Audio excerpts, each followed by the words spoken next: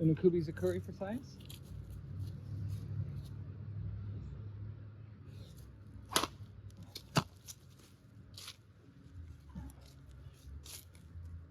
All right.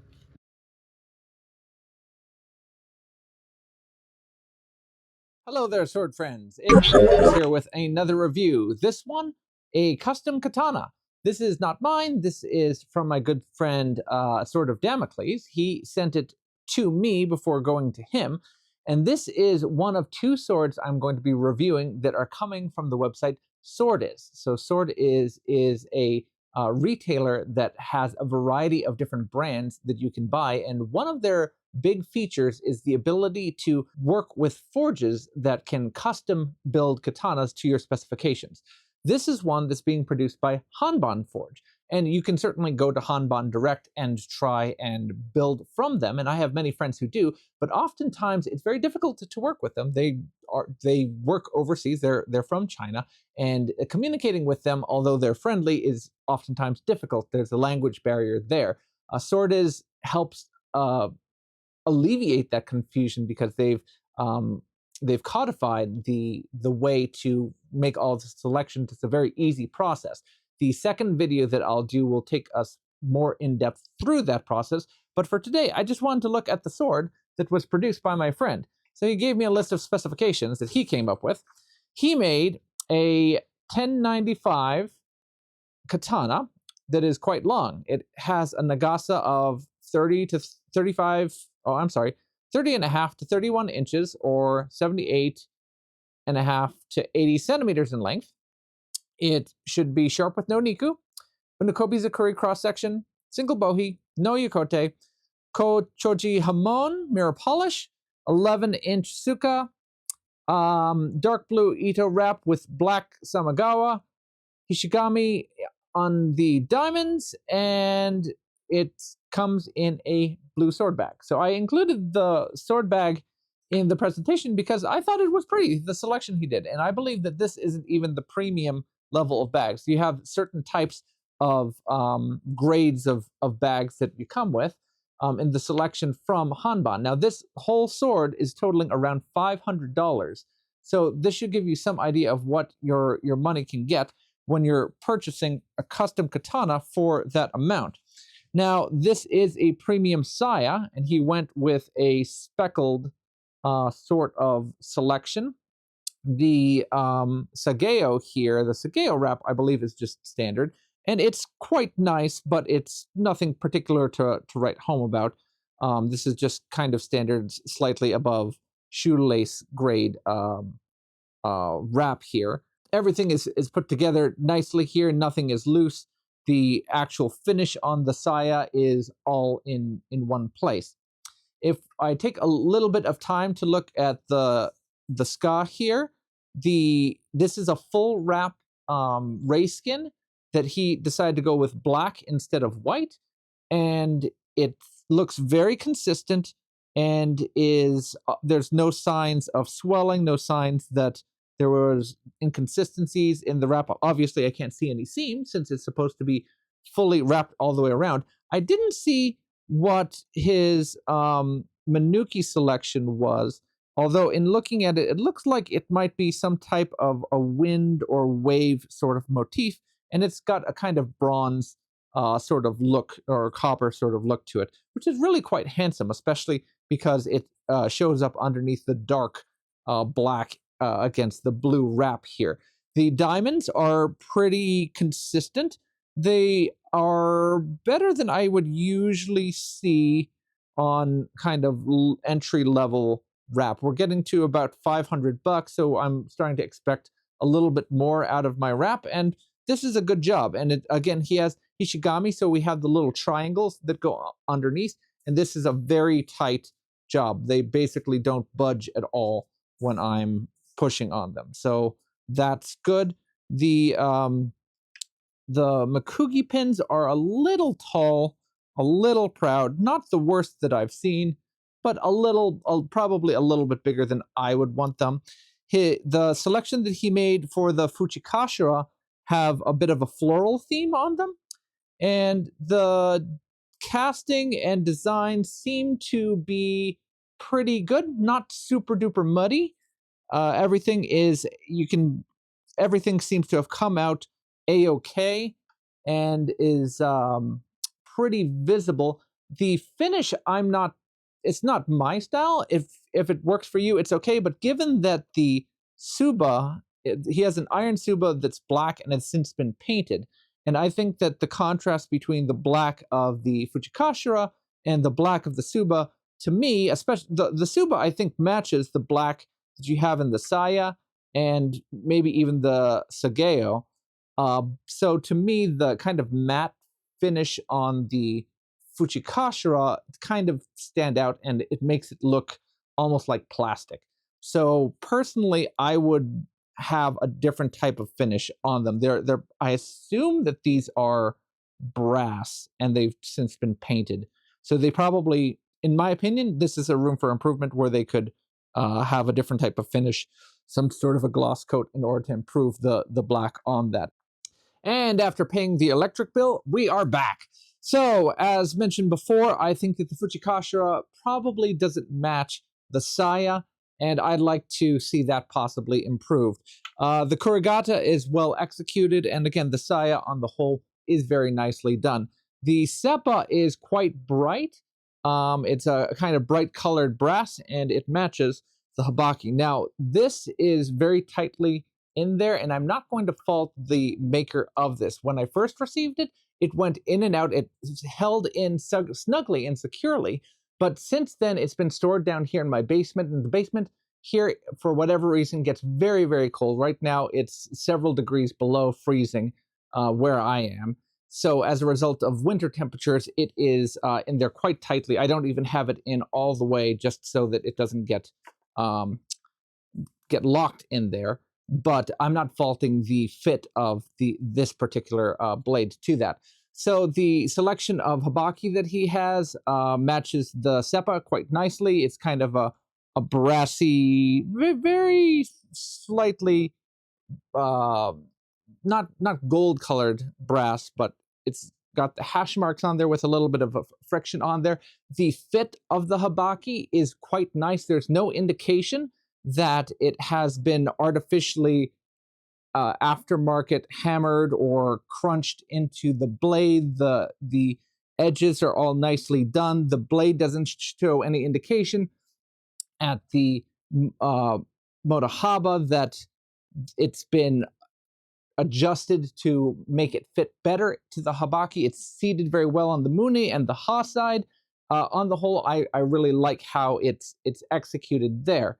So I'm going to put down the Saya for a second, and we can take a look at the configuration of the blade. So this is a long blade that they asked for a 78 to 80 centimeter blade. Let's see how close we got to Christian's specifications. And it comes in, the Nagasa is at 79 centimeters. So this is perfectly in specs for the length, which makes it quite a bit longer, almost 10 centimeters longer than a standard katana size blade. We'll talk about the ramifications of that. This is Unokubi Zukuri cross section. So this are based off of Naginata Naoshi style blade. So shortened Naginata is where this blade type originally came from. I'm going to link to a video by my good friend Just a Bug, who has a really nice description going over the history of this blade design. But this was popular among many different types of blades, especially shorter blades. You see this more commonly on wakizashi size blades because, again, originally they derived from shortened naginata, but they were used even on not reduced naginata and made as dedicated blades in this type of geometry. And you see them on all sorts of types of blades, including very long blades and including in blades outside of Japan. So with this, you have Shinogi Zukuri in this portion of the blade, and then starting a little bit before the halfway mark, you have almost a false edge that runs all the way down to just before where the yokote would be, and then it swells back to a reinforced tip in the kisaki. He asked for no yokote, and there is no geometric line, I don't even know if you can put a yokote in this style of blade, so that option may have been left off when he was creating it. He has for a single bohei, which runs down the middle. There's a secondary fuller down here. That may be called a naginata hi, although it doesn't have the typical chisel and style of termination. It just has a kind of rounded end. I'm not sure if that was selected or not. On the whole, all of that geometry seems like it's executed very nicely. He asked for no niku. Now, a quick point about niku. I'm going to put this blade down for a second and pull out my standard katana. Now, when asking for a blade to be made, the cross section of the blade can either be rounded, kind of like a clamshell, or just be flat. If you make it flat, with a sharp apex, it will cut very fiercely, especially against light targets. However, that will lead to an edge that is potentially fragile in the end. These blades were much more common during the Edo period, where the swords are not used in a wartime environment because they're not banging up against heavy pieces of armor, helmets, sode, shunaate, those parts of metal elements. But if you're having to penetrate multiple textile layers, then a very fine, keen edge is to your advantage. So if you want a cutting sword that you're only going to be using against light targets, pool noodles, bottles, certain types of paper targets, for example, like hanging newspaper, no niku might be to your advantage. This sword that I got from Run Katana is a sword that does exhibit niku on it. So if I put my plastic ruler on it, you might be able to see this on camera. It does not lay flush. It kind of rolls all the way along the cross section. So it's a little bit reinforced behind the tip. It's still very sharp. It's paper cutting sharp. In fact, putting my money where my mouth is, still very sharp. So the presence or absence of niku does not dictate how sharp the final apex of the edge is. It does decide how robust it is. If you have no niku, you can potentially make it even sharper. So it may sacrifice some final edge sharpness, but you're also sacrificing having niku on it will sacrifice some sharpness, but give you some increased durability. So again, you have to decide when you're buying a blade, what is your preference? Do you want something that will cut targets, especially light targets, with laser-like efficiency, but has the potential to start to chip or roll? Or do you want something that's going to be very, very durable and not require a lot of maintenance, but may struggle against some targets? You will always have a trade-off. Going to the custom sword, my friend asked for no niku. Let's see what they put. So using my handy dandy plastic ruler, it lies flat. So this one has 0 niku at it as to specs, and it should have come sharp. Let's see if it's sharp. This one has been cut with a bit, so although not very much. And it's still very sharp, as would be expected. The back edge is fine, but, and you know, a little uncomfortable, but not sharp enough that it's going to injure me. And as mentioned before, there's a reinforced tip right there. So I'd say that the geometry of this blade was very well executed, and they did a very good job with a reasonably complicated design, and that has affected the handling of it. So when you have a katana, so when you have a standard katana, compared to, for instance, a European saber, that when you get to the end of a blade may only be, you know, 2 millimeters or less in thickness, it allows it to be quite long but very nimble at the tip. Katana taper, but they don't taper very much. They may only taper maybe 50% over the entire length, and starting at a very thick, you know, 7+ centimeters of thickness at the stock of the blade, which gives it a lot of presence at the end. So even though they may only be cutlass length, they may only be 70 centimeters of length, they have a lot of power here at the end. If you suddenly turn this into a blade that's quite a bit longer, so my friend's blade is almost 10 centimeters longer than this blade, if you keep that same thickness, it will turn into a very powerful sword, but you can lose a lot of the dexterity of it. Tachi, from the earlier Warring States periods, tended to have more distal taper. So they tended to taper more towards the tips. They'd start off thicker and end up thinner. So they have more of a saber-like distribution of mass. What this sword does is it has a very thick base. And then as a result of this false edge running up the back, you have a great reduction of mass in the middle, but you have the length and leverage to still allow it to deliver powerful cuts. So this creates a saber-like handling characteristic, giving it very, very comfortable movement in the hand. So this handles much more like you would expect to feel something like maybe even a European longsword, where you have a lot of nimbleness and the center of mass coming down lower towards the hand than what you would expect a katana or Japanese sword of this length. If you just took a normal uchi katana and scaled it up to be 10 centimeters longer than a standard one, usually it would not, you wouldn't expect it to handle this nimbly. In this case, maybe you're sacrificing a little bit of the mass, a little bit of the authority in the end of the blade, but you make up for that in the effect and the ability for it to counter and redirect very, very fast. And it still has a lot of reach and a lot of ability to cut. Let's see if we can hear any sword wind. I can hear it. I'm not sure if my microphone's going to pick it up, but I can hear some tachikaze with it, so it's very nice. So the last thing I wanted to discuss before we showcase what the sword can do is the Hamon. So my friend asked for a choji Hamon, which is a type of active pattern on it. Now, prior to the sword going out, the manufacturer sent pictures to both Sword of Damoklese, and then he sent them to myself as well, just to show what was in production. And both he and myself said, "Oh, that's a beautiful looking sword. Look at how great it is." And neither of us noticed that the Hamon actually runs very deep.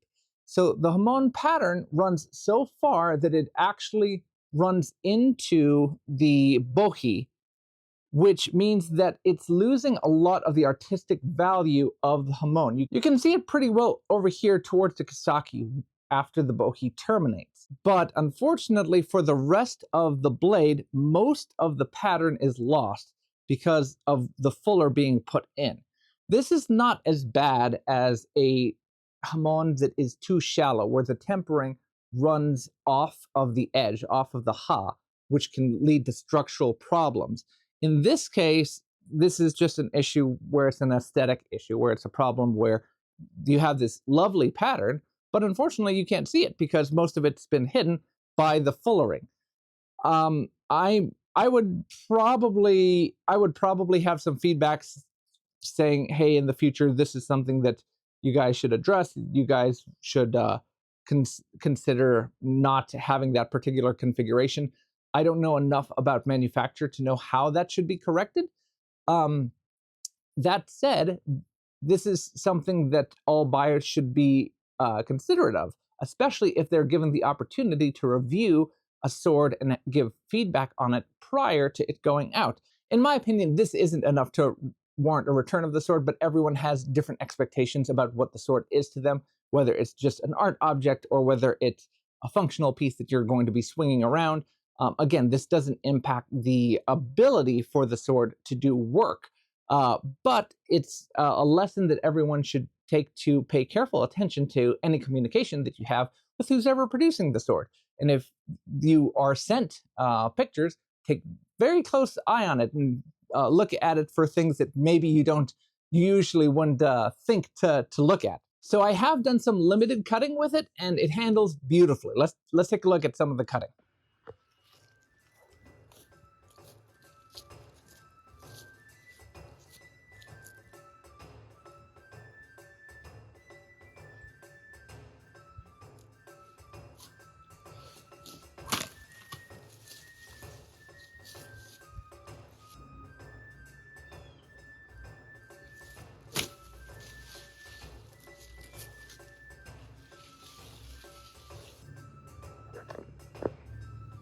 Unokubi Zukuri for science.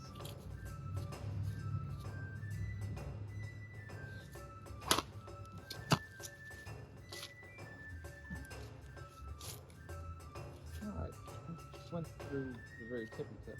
Get a little lower.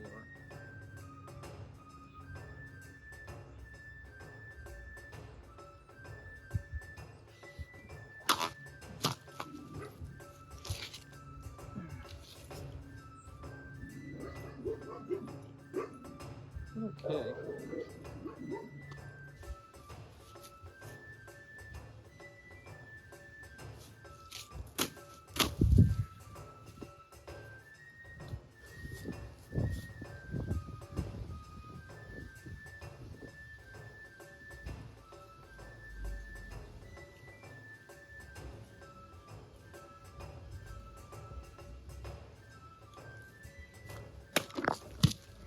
So my friend has produced a wonderful sword, and this has been a really cool and fun experience with Swordis's website. I'm going to refrain from giving a final score on this custom process going through Hanbon Forge until I've also done the review of my own sword, and then we'll do the process together. But on the whole, I think that this was very well done and a very well executed sword. Obviously, there's a few points of feedback for Hanbon Forge that they could possibly improve upon this design. But since this wasn't my order, there's only so much that I want to be critical of that. On the whole, I think he made a beautiful sword, and there are some aspects of it I'm a little jealous that maybe I should. I think that I like this design better than some of the points that I came up with on my own. So great showing by Hanbon. I will link to Swordis' site. Hope everyone enjoyed this special, very large example of a custom katana, and we will see everyone back here on the channel next time. Take care.